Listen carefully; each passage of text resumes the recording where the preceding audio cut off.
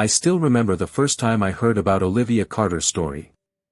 Not because someone whispered it dramatically, but because it came out the way uncomfortable truths usually do, casually, almost carelessly, like someone assuming the room was safe. It wasn't. And once I heard it, I couldn't forget it. This is not a story about rules being broken loudly. It's about lines being crossed quietly. About a teacher who spent years believing she was untouchable, respected, disciplined, and a former student who thought the past was buried until it knocked on his door again. Olivia Carter had been teaching literature for almost 15 years. At 39, she was known as one of those teachers students talked about long after graduation. Not because she was lenient. Not because she was inappropriate. But because she saw people. Or at least, that's what everyone believed. She remembered names, asked questions that mattered, and listened in a way that made young adults feel important for the first time in their lives. When Noah Miller entered her classroom, he was 18, quiet, observant, and already tired of life in a way that worried some people but intrigued others. He wasn't dramatic. He didn't demand attention. He just sat there, absorbing everything, writing essays that felt too deep for someone his age. Olivia noticed him immediately. Not in a romantic way, at least not then. That's important to say.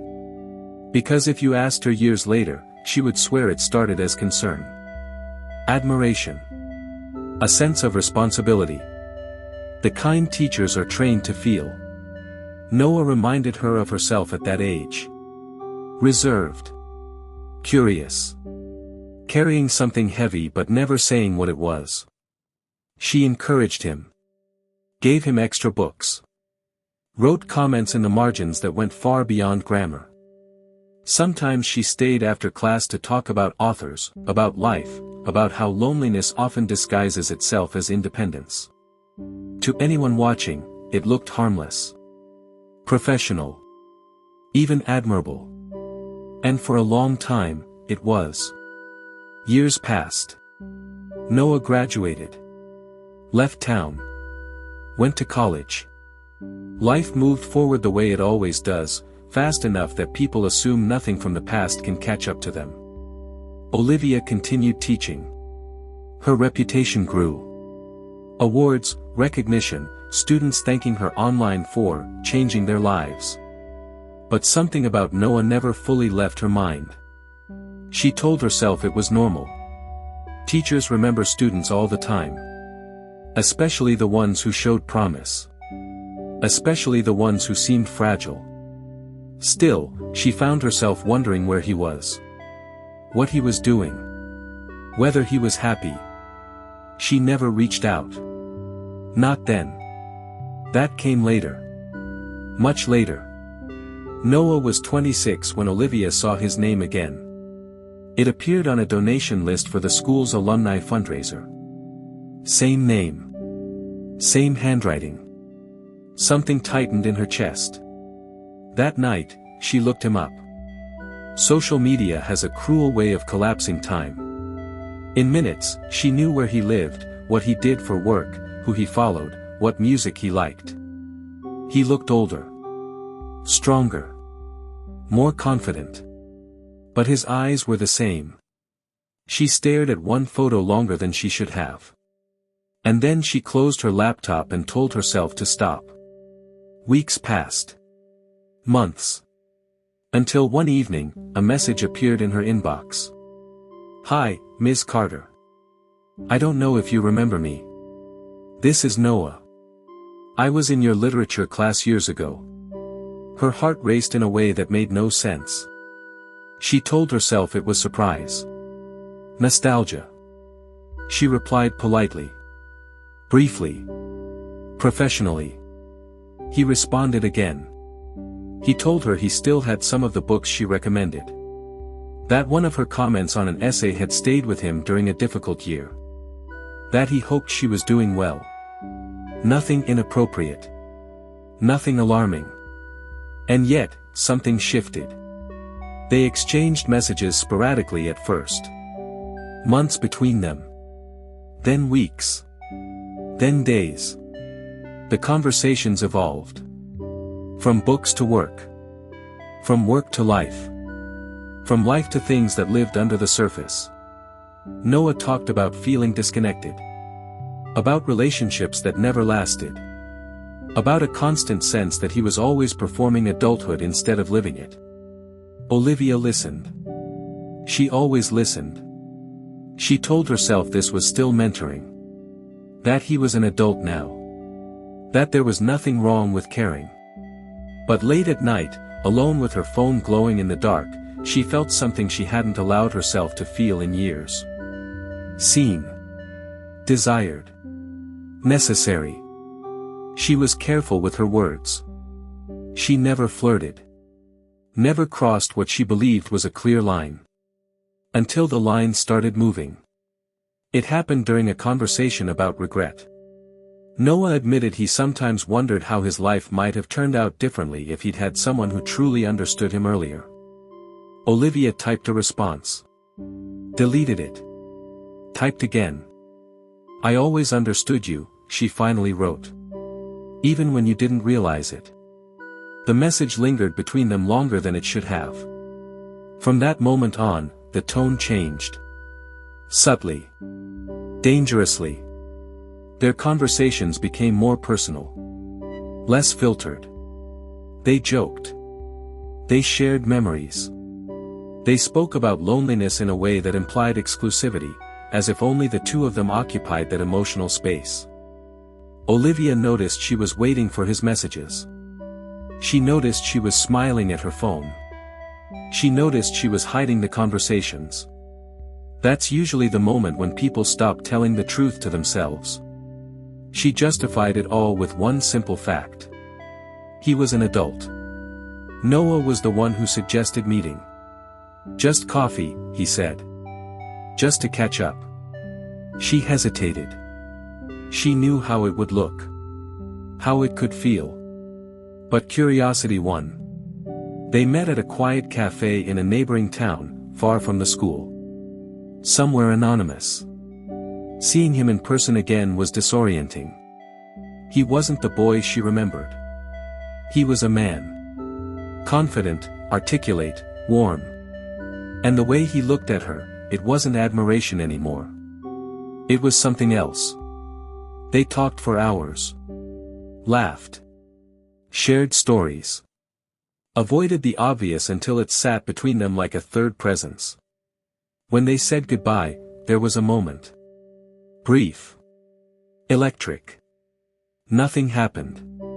But everything had already changed. After that, there was no pretending. Their messages became intimate. Not explicit, not yet, but heavy with implication. With longing.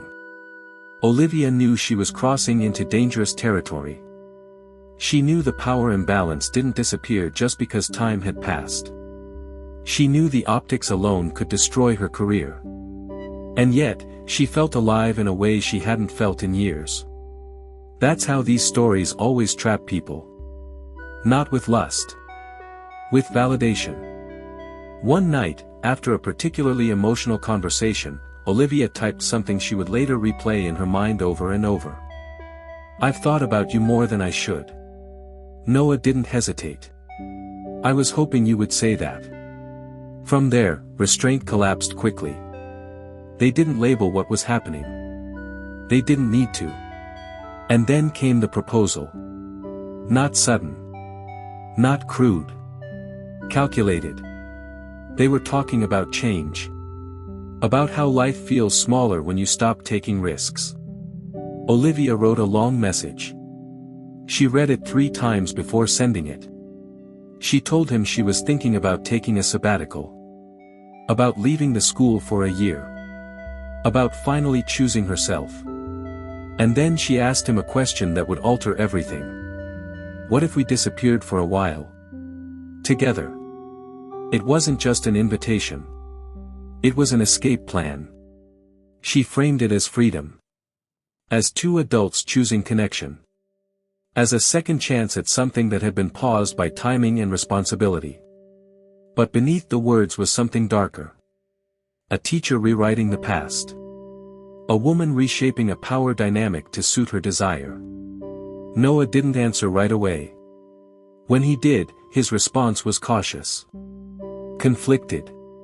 He admitted he had feelings. That he had for a long time. But he also questioned whether those feelings were real, or planted. That doubt terrified Olivia. She doubled down. She reminded him he was an adult. That he was in control. That she wasn't his teacher anymore. But the more she insisted, the more something cracked. Because deep down, she knew. This wasn't just love. It was influence. And influence, once abused, doesn't disappear with time. Noah asked for space. Days passed without messages. Olivia spiraled. She replayed every conversation. Every word. Every look. And then something unexpected happened. Someone else found out. A colleague noticed her distraction. A friend saw her phone light up late at night. A rumor began, vague, shapeless, but dangerous. Olivia realized too late that secrecy doesn't protect you. It exposes you. She reached out to Noah again, desperation leaking through her words. And that's when he said something she wasn't prepared for. I think we need to talk about what this really is. And who it hurts. Those words landed like a verdict. Because for the first time, Olivia wasn't in control of the narrative. And the story she thought she was writing, was about to be told very differently.